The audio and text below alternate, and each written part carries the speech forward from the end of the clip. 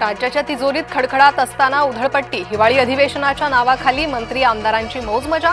आमदार निवास शासकीय बंगले असूनही पंचतारांकित हॉटेलमध्ये आमदार मंत्र्यांचा मुक्काम।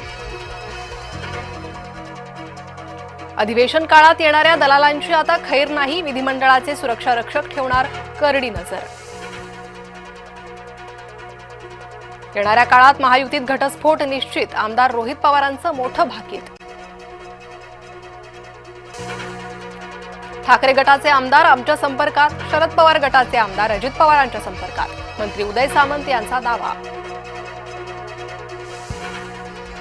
2018 पासून अजित पवार गटाची जमिनीवर नजर, माझ्याकडील पुरावे खरगे समितीला देणार, अंजली दमानी यांचा पत्रकार परिषदेतून पुन्हा हल्लाबोल।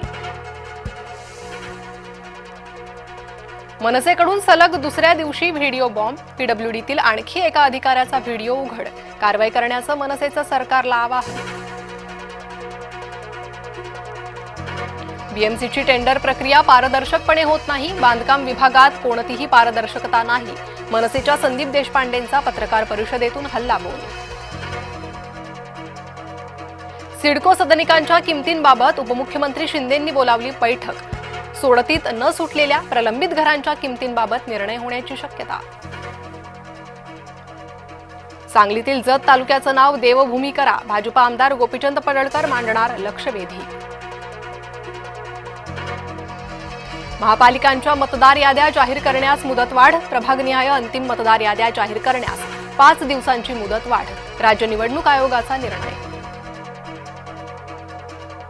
विधिमंडळ परिसरातील तत्कालीन राडा प्रकरणी आज अहवालाची शक्यता, आव्हाड पडळकर समर्थकांमध्ये झाला होता राडा। अजित पवार आज दिल्ली दौऱ्यावर, एका लग्न सोहळ्यात हजेरी लावण्यासाठी राजधानीत जाणार। मिठाईच्या दुकानात सापडली झुरळं, विरारमधील न्यू बिकानेर स्वीट्समधील घटना, नागरिकांच्या जीवाशी खेळ, कारवाईची मागणी। नाशिकच्या त्र्यंबकेश्वरमधील पोटची मुलं विक्री प्रकरण, मुलांच्या आईनं आरोप फेटाळले, मुलं नातेवाईकांना दत्तक दिल्याचं केलं स्पष्ट। गर्दीत लोकलच्या दारात उभं राहणं निष्काळजीपणा नाही, उच्च न्यायालयाचं महत्त्वपूर्ण निरीक्षण। मतचोरी देशविरोधी कृत्यच, राहुल गांधी यांची सरकारवर जोरदार टीका। इंडिगोला केंद्र सरकारचा दणका, उड्डाणांमध्ये 10% कपातीचे आदेश, केंद्रीय नागरी विमान वाहतूक मंत्री राममोहन नायडूंचे निर्देश।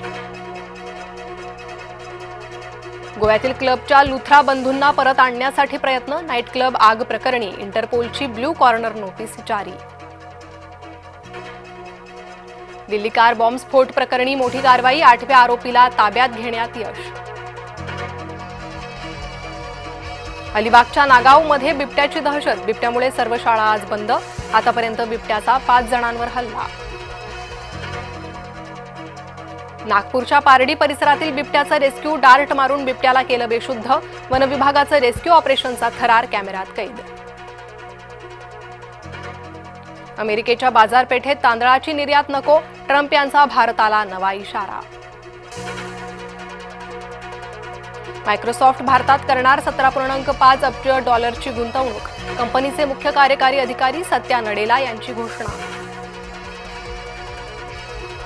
जसप्रीत बुमराहचा T20त 100 विकेट्सचा टप्पा पार, तिन्ही फॉर्मॅटमध्ये 100 विकेट्स घेणारा बनला पहिला भारतीय खेळाडू।